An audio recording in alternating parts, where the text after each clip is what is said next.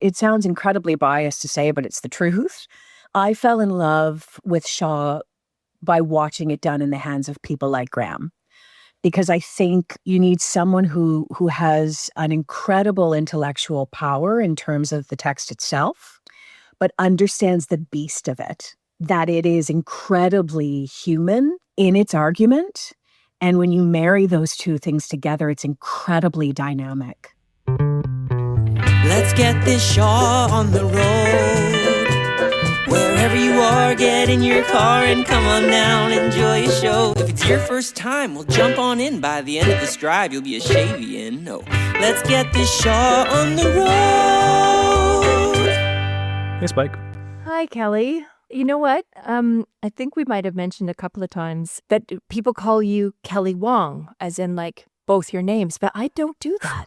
I've thought about it a few times. It's like, actually, no, I just call you Kelly. I don't call you just Kelly Wong. Like a lot of people, and I know most people call you Kelly Wong.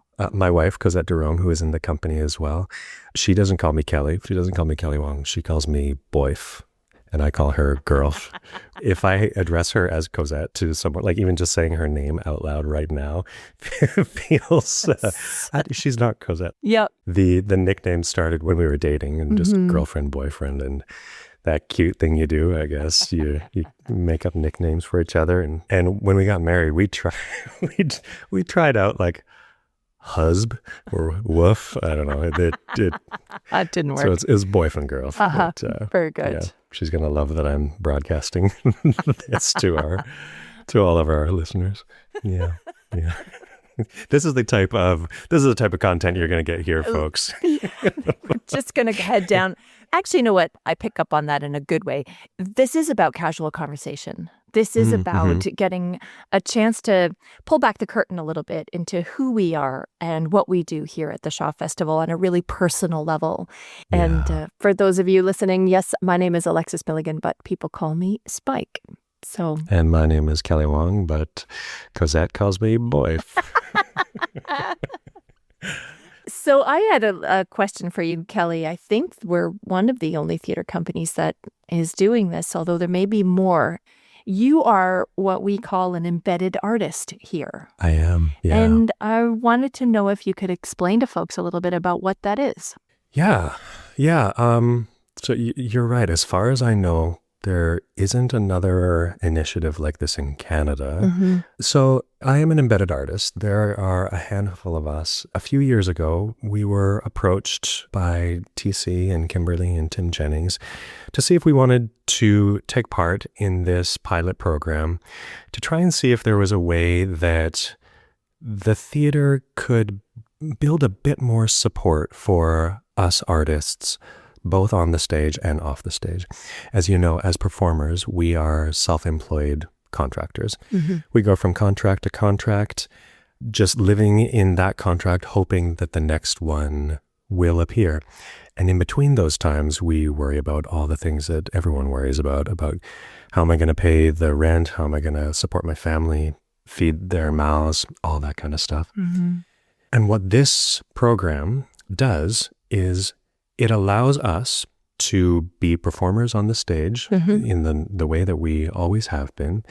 And then in the off season, when we're not on stage, or in the time when we are performing, but we have a little bit more extra time, we take on other duties within the company.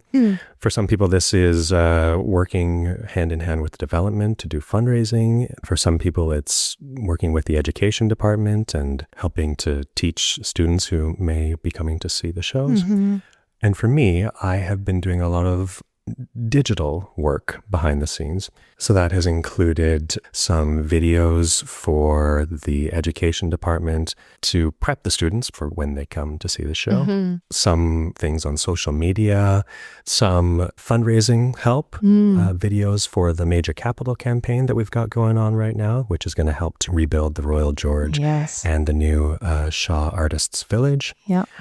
And this thing that you're listening to right now, this podcast, I'm taking on the producer role, organizing the whole back end, figuring out scheduling, editing all this sound so that when our guests are talking just on their iPhones because the microphones don't work, I'm going to make that sound like they're in a really professional recording studio. So it has been a real blessing to be able to have the ability to both work on stage, off stage as well, filling up my cup in a way that is completely different from performing. And perhaps most importantly, it's given me and my family a bit of stability in this industry that has a lot of rough waters. Knowing where that next paycheck is coming from and having that, Exactly. that actual full year contract in your hand and Exactly. being able Yeah. to rely on that for a number of years there's a reassurance that comes with that. It's a really incredible initiative. And like you say, the skills development that goes alongside of it, that you're not just as the practicing artist, but you get your opportunities to really look at what else you can do, because things do dry up or go quiet, or decide that maybe this is filling your cup more than being on the stage. And then those decisions also come. This program has been life-changing for my family. And we're going to hear from another embedded artist, Marla McLean. Yeah. And Graeme Somerville, another husband-wife team with their young son, who are in Dear Liar, who are actually doing this show together and working together. So it's really interesting. I'm looking forward to hearing what they have to say about what that process is to build this show together and to be in that capacity of life and art and work all weaving together in the same project. Before we do that, though, I think we should check in with TC and hear what he had to say about Dear Liar.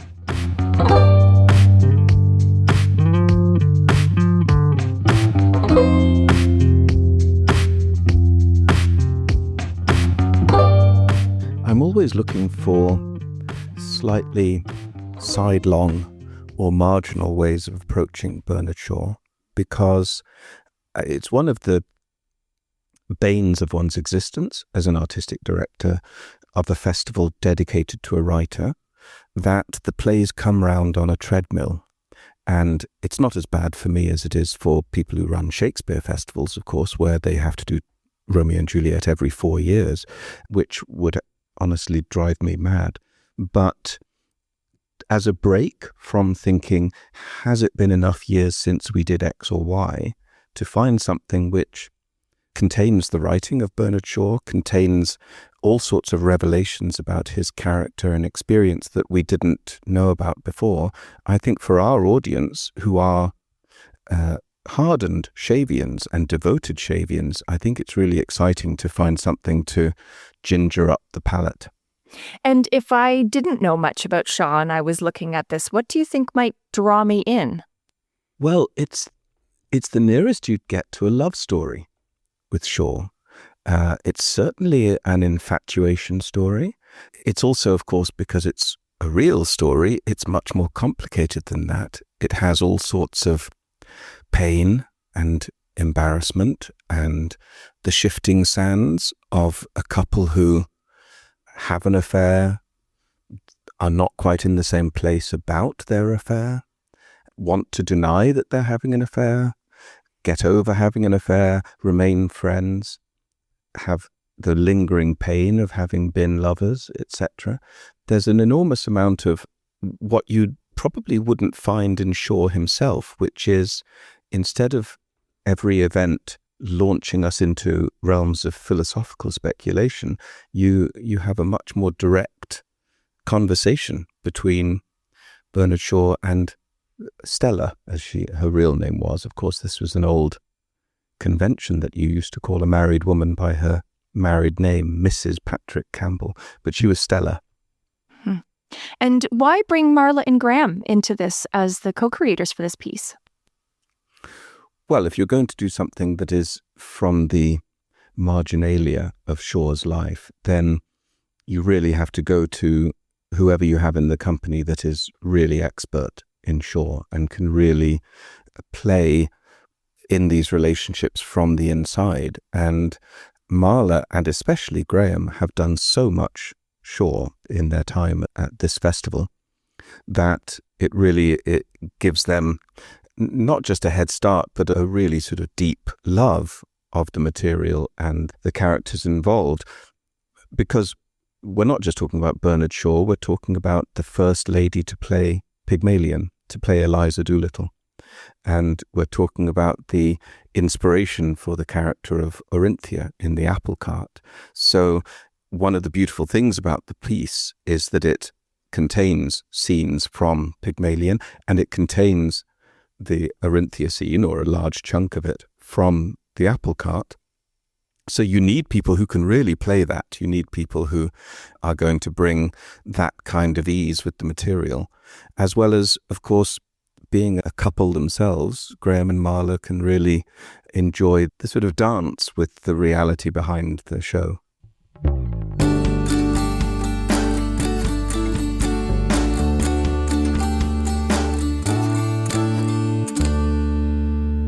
Yeah, I've been at a theatre school for a couple of years, 3 years, I think, in Toronto.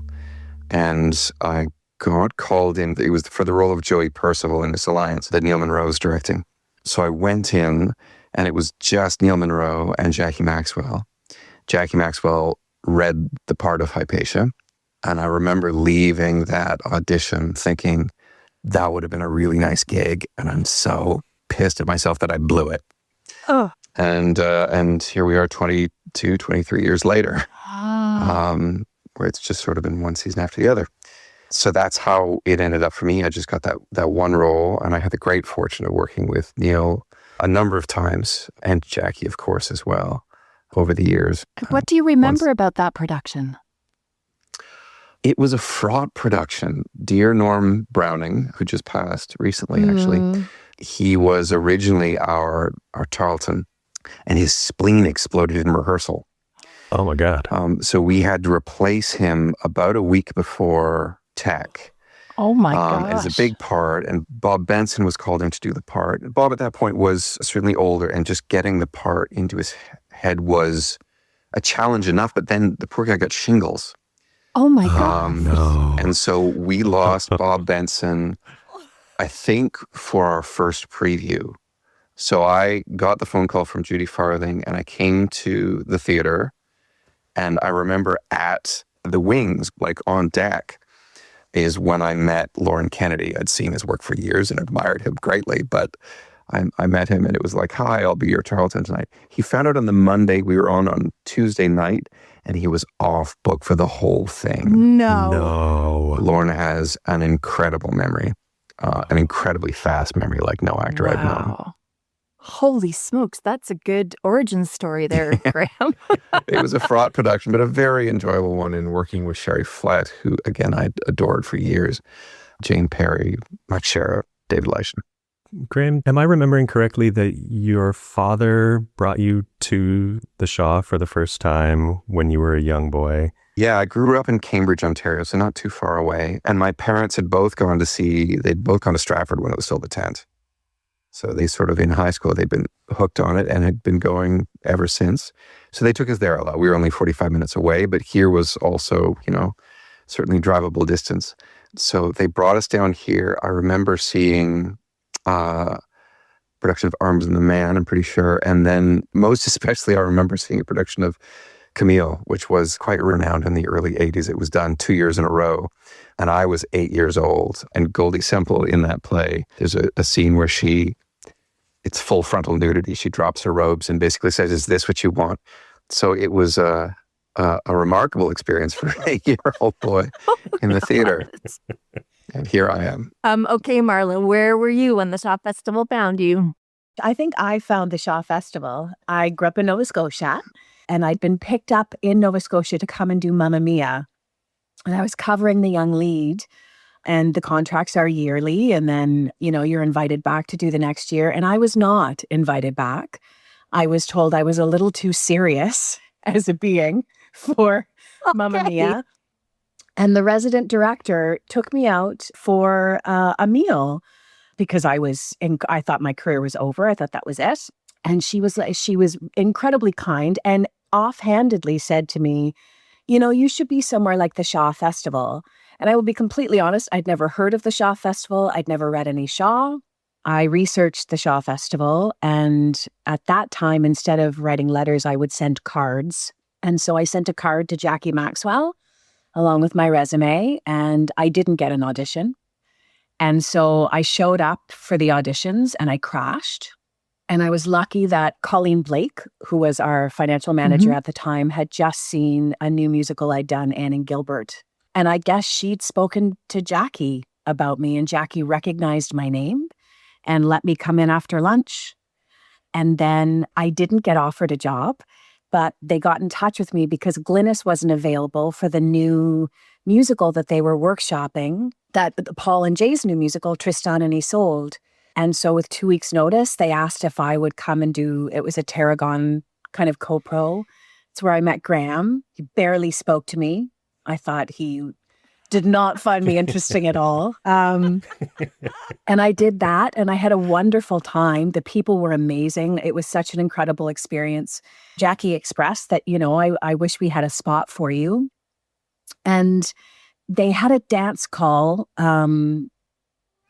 for the musical. They'd lost a couple of people. And because I'd not done a song or dance for my audition anyway, I went with Jackie from our rehearsal. She took me to the dance call that she was watching, and I sat in on it. And then a week before the season started, they asked if I'd come down and do High Society. Oh, wow. So I did one show. I moved a lot of furniture and was lucky enough to get into the intern director's project. And that really shifted my career drastically. The next year I was cast in plays, and I'd asked if I could. I said, no matter what, can I cover St. Joan? And it's been 18 years, I think, 18 or 19. Holy smokes. With a year to have my boy and then back at it. So the two of you have really been a part of the fabric of the last 20 years of the Shaw Festival. That's incredible. And I just want to clarify for our listeners who might be hearing about the festival for the first time. You were talking about Paul Sportelli and Jay Turvey, both of whom will be guests on the podcast. So we'll be talking with them as well during this season. Okay, so I've opened my program and I'm looking at, this Spiegel tent, which is, the coolest place on earth. And I see this title, Dear Liar. What is Dear Liar? Dear Liar is a play written by Jerome Kilty. What he's done as a playwright, an American playwright in the 60s, he took the letters that were exchanged between George Bernard Shaw and Mrs. Patrick Campbell, as she was known, Stella, over the course of a 40-plus year relationship that they sent to one another. So he took these letters as his source material. They were published posthumously after they had both died. And these letters are really a remarkable exchange of two great friends, professionals who worked together in the business, had clearly a great affection for each other. He takes those letters as his source material to describe the course of their relationship over the 40-plus years that they knew one another. And who was Stella? To be frank, I knew very little about her before we started investigating the play. She was an incredible icon of theater, both in England and in the United States. There was a lot of back and forth.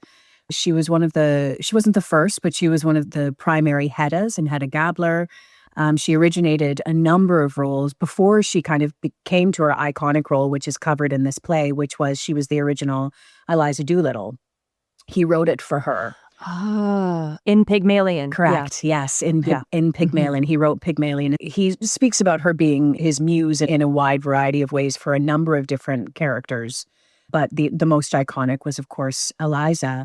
She had an incredible career, which seemed to butt against having a reputation for being incredibly difficult. Which I think, as time goes on, Shaw refers in a couple of his letters to it being overblown, that she wasn't necessarily as difficult, but as she got older, it became more complicated. Shaw was kind of finding his audience and becoming incredibly popular.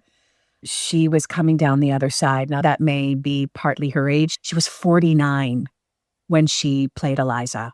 Oh, yeah. Wow. And there was a lot of Holy talk cow. as to whether or not that was a reasonable ask of a 49-year-old woman.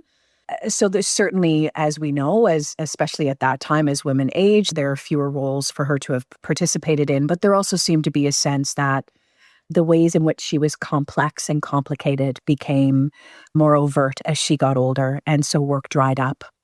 And essentially by the end of her life, there was none to be had. But there was a solid 20 years where she was really at the top of her game and one of the grand dames of the theatre. So what a remarkable thing to be doing this piece and bringing her name back. I'd not heard of her at all until Dear Liar, and kind of going, who was this person? And for those of people who might know, you two are married. You've been together for a while. You have a son. And so all of a sudden you'll be working together, spending a lot of your creative time together, which for some people that might be actually quite challenging or a bit intimidating to do. But did you approach TC about this, or did he approach you? It was a lovely treat, I have to say. You know, normally when an actor gets an offer, if they're fortunate enough to get one, it can take a wide variety of looks. But this was incredibly unique that TC emailed the two of us together to ask us if we would be interested in doing this together. Initially, actually, there was talk about the potential of us creating our own version with the letters or whether or not we wanted to do the published piece. And I mean, we were delighted to be asked. Graeme and I have worked together over the years in a number of capacities as actors. We both teach an intensive at the National Theatre School, and we've been doing that for almost a decade. We're very fortunate. We like working together and we do it well. We balance each other quite well in terms of what our strengths are. Mm-hmm. And so once we read it, it was a treat to have been asked. So we very quickly settled upon doing the piece itself. And because we work so well together, because we really enjoy talking about work, we love our work. We love to chat about it and discuss it. And so it's been a great treat to have an opportunity to build something from the ground up together. One of the things that struck me most, and I think that I was most excited about, remain the most excited about, and I think will be very engaging for audiences, is it's a biography play. My father was an avid lover of biographies. He read them by the shelfful. Because it's a series of letters that this has been composed from, it has a freedom from traditional fictional narratives. There's a delightful lack of resolution of some of these things. Oh, interesting. A wandering, how a life is lived and then ends. They get to the end and the last letters are exchanged. There's something about the humanness and the groundedness of these very real people that is quite engaging and beautiful to explore and try to inhabit. And those windows sort of pulling back the curtain, there's something so captivating about getting insight into the people, into the who they actually are, as opposed to what they write or how they perform, but to actually get into some of those details of those insecurities or those challenges or those opinions that are not necessarily things we hear in their plays or in their performances. And I guess this is where I look at both of you, and you have this real lineage through the Shaw Festival, who you worked with when you were young, and that passing on of who George Bernard Shaw was, his plays. And I think it's so beautiful how you return to say yes every season. I mean, yes, okay, gig is gig, work is work, and we need to pay our bills. But what do you love about George Bernard Shaw, and what do you love about performing those plays? Well, we've had a different experience here. We've led very different paths here at the festival by the roles we've been offered, the things we've had a chance to explore. I certainly had read Shaw. I'd studied Shaw before coming here. But upon leaving theater school, I kind of thought maybe I'd be a Shakespeare guy, that I was very interested in pursuing that. The richness of language in Shakespeare has always thrilled me. So then I came here, where we don't do a lot of Shakespeare. Fortunately, I had the great opportunity to actually do one here, which we'd never done before, with TC doing Henry V, which was a delight. But I think I'm going to have to go back and redo the math. Last I figured I've been in 17 or 18 different productions of Shaw. Wow. Well, actually, 18 different productions and 16 different plays. I've only done 2 plays twice. Which 2? Too True to Be Good and St. Joan. You did Too True to Be Good twice. Yes, The play that never gets done. exactly. Yeah. Wow. So I've had the great opportunity to do a lot of Shaw here, and it's been a thrill. The challenge of it, the excitement of it, the alacrity that it requires. Yeah, maybe that's a better question to ask is what's to love about Shaw? What is it that people could, if they don't know or they haven't seen or it's a first for them, what is it to keep producing these plays?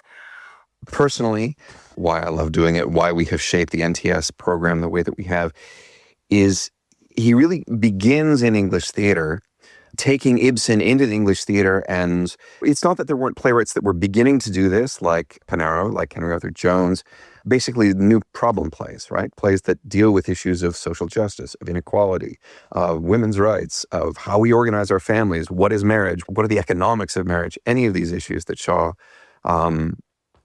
dives into in his plays. He takes the forms of melodrama and drawing room comedy and uses them to really ask some profound sociological questions that I think are still very relevant. We're going to talk with Peter Hinton about Major Barbara, and again, the connective tissue of, like you say, the relevancy of what Shaw was writing about that are still those problems we are encountering, those big questions that we are encountering today. I remember that with Too True to Be Good. Some of the lines you had in that, Marla, were just like, oh my gosh, I feel like I think those thoughts in my head now. And that was 100 years ago. Well, interestingly, I've done 3 Shaws, and that's it. What are your 3? My 3 are St. Joan, The Philanderer, and Too True to Be Good. The truth of it is, my sensibility as an actor leans itself more toward an O'Casey, a Wilde, a Chekhov. I had an incredible actor when I was doing Philanderer. I was intimidated to be cast in the part that I was cast in. And so I met with Sherry Flett, I met with Jim Mizon, I met with some folks that I knew had decades of experience with this kind of work. And some of the best advice that I got in terms of interpreting the text into action. One, Sherry Flett said, remember more often than not that you are the only woman present in the argument, and there is power in that. And I loved that. Wow. Yeah. Mizon gave me the great advice that there's a difference between passion and emotion. There is a belly full of passion when it comes to attacking Shaw, and the emotion trails behind you like the train on your dress. Isn't that gorgeous? That's a beautiful way. That's a very different way of playing something. And as someone who often is cast and tends to be married to text and characters that are emotion forward, that was incredible advice for me. I will say that I fell in love, and it sounds incredibly biased to say, but it's the truth. I fell in love with Shaw by watching it done in the hands of people like Graeme.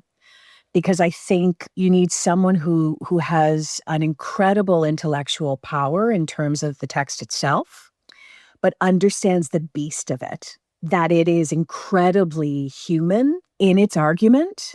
And when you marry those two things together, it's incredibly dynamic. For me, why I keep coming back to watching Shaw and having the opportunity to participate in the other plays that surround Shaw is the idea of the social justice. When I first landed at Shaw, frankly, I come from a hefty working class background, and I was, for the most part, surrounded by middle class, upper middle class artists. The arguments in the plays were mostly from an upper middle class perspective. It took me a few years to figure out my way in. And what I realized was that Shaw offers us the ability to question. He pushes you to question the idea of social justice, and that the human rights movement is birthed out of this time, and that it permeates all of his work. And as Graeme so beautifully articulated, it is so relevant socially, politically, wherever you fall. It is exciting as an audience member to hear those arguments and rhetoric and debates bandied about by experts with language. So maybe just leaping back to Dear Liar, what's the room been like for both of you? Because you're also directing each other, right? You're directing the show, you're designing the show. It's all the choices, the creative choices are in your hands. What's this journey been like for both of you? I think one of the things that Graeme and I, if I may speak for both of us, pride ourselves on, both in, to be frank, in our personal relationship as well as our working relationship, is kindness and rigor. And I think we tend to lead in those ways in this project. It's been a treat getting to design and go to the warehouse. We have this incredible warehouse full of furniture and books. It's just it's a playground, isn't it? Oh, it's such a playground. And we got to go in there. We made our list of things that we wanted, and we got to go in there and spend a couple of hours picking items. And we're lucky that our design aesthetics tends to overlap quite nicely. And our vision for what we were hoping for physically within the Spiegel tent was quite similar. And it's been a treat, which is all comes back to how can we serve building a really intimate and interesting and enjoyable afternoon or evening for those who come to visit with us. It's such a beautiful little look into two people's lives. And as Graeme so beautifully said, you meet them at middle age. And it's so interesting to get to meet two people in middle age with a very non-traditional love story. It is a love story. They clearly have deep love for one another, and it's very complex.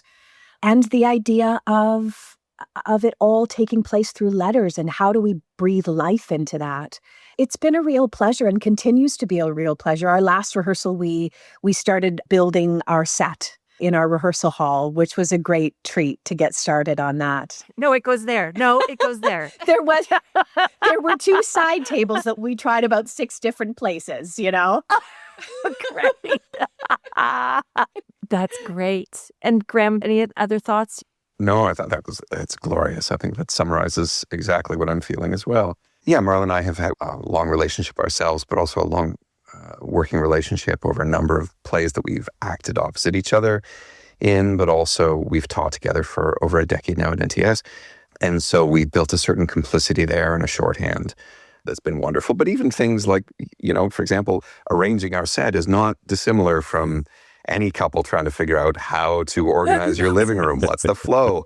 Do you really want to put those flowers there? I'm not sure if the painting is, My personal is that it's always a negotiation, except for, in this context, it's how do we tell the story? How do we create an active, dynamic playing space? Is everyone going to be able to see us at all times? How are we going to keep these scenes moving around? All of the potential that we can find. The work that you're both doing at the National Theatre School, NTS, is really, again, a part of this lineage of ensuring that there is an opportunity for young actors to really engage with this kind of classic text. And I just wanted to know, what are your experiences there? Is there an appetite? We can all eye roll and go, oh, kids these days, right? Oh, they're not interested. They just want to rewrite everything and they want to make it their own. I don't believe that. I'm finding I'm way too inspired by a generation that just seems to have all their, stuff, in quotations, together way better than I did at that age, right? So I'm just curious, when you go to some place like the National Theatre School, what's the appetite, what's the interest as you walk in the room with a fresh group every year to embrace this work or these ideas? It's a real spectrum. You walk into that room and there's some that are incredibly, from the get-go, eager, have seen it growing up or are Jane Austen, but whatever it is, they have some way that's an in and are excited about the possibilities. And there are others that the work is quite unfamiliar to, and they can sit in any range from forward to arms back and folded. One of the most exciting things over the year is introducing this material to them that we are both incredibly passionate about, is to see some of those sparks take flame and to see them find access to it, which at first is, because it's so dense, this is Victorian Edwardian text that is thick on the page and unfamiliar to readers of this generation. But when they start sort of breathing life into it and inhabiting it in their own bodies, there's a delightful excitement and engagement and a sense of power and potential and appreciation of the beauty that's there has been almost the universal reaction across the board, at least from our perspective, that the students have had. And Marla, anything that you've experienced in terms of helping to fan those little sparks, those flames? For me, I think the big thing is context. Before we get there, we send them research topics.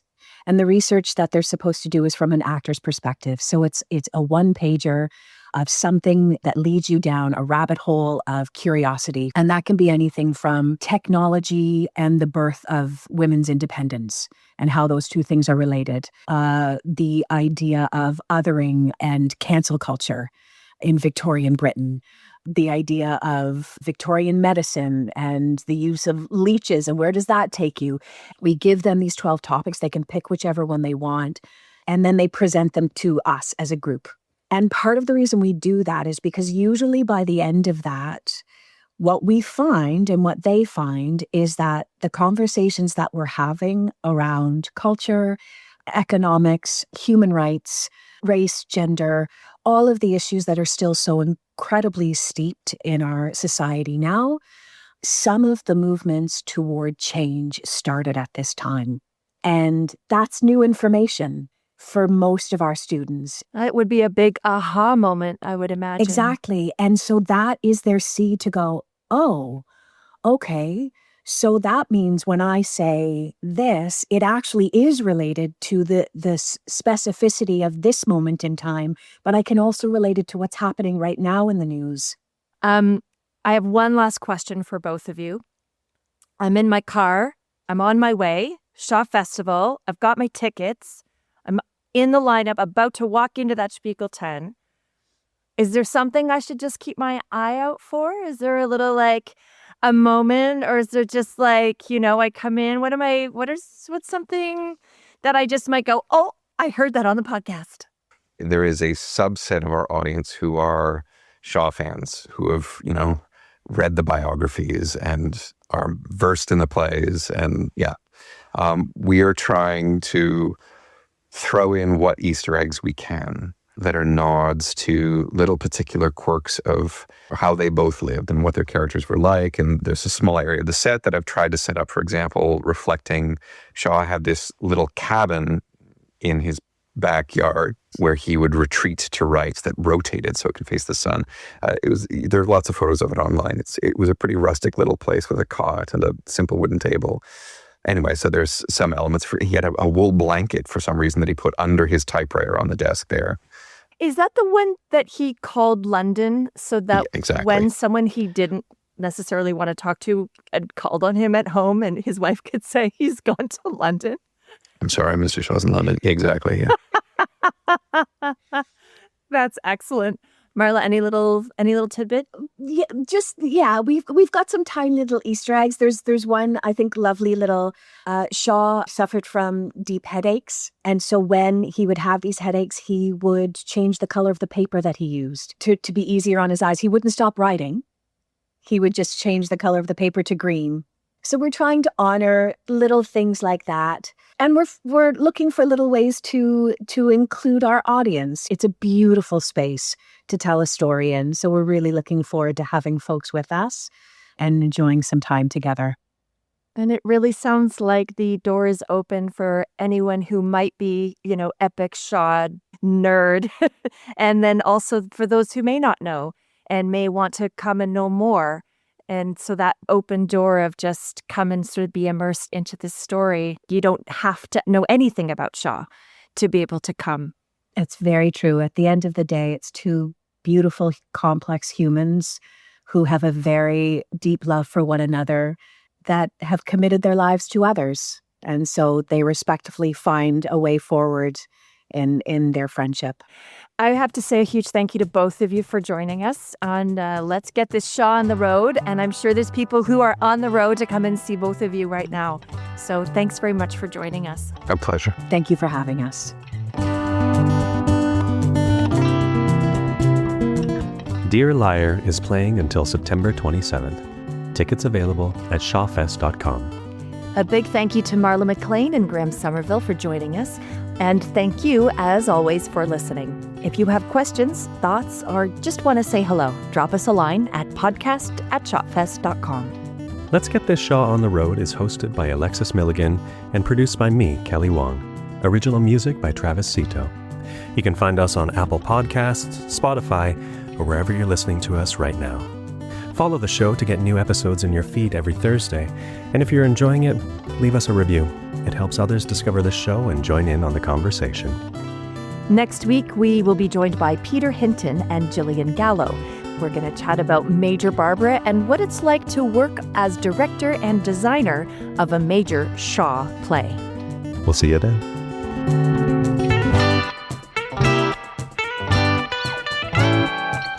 Let's get this Shaw on the road.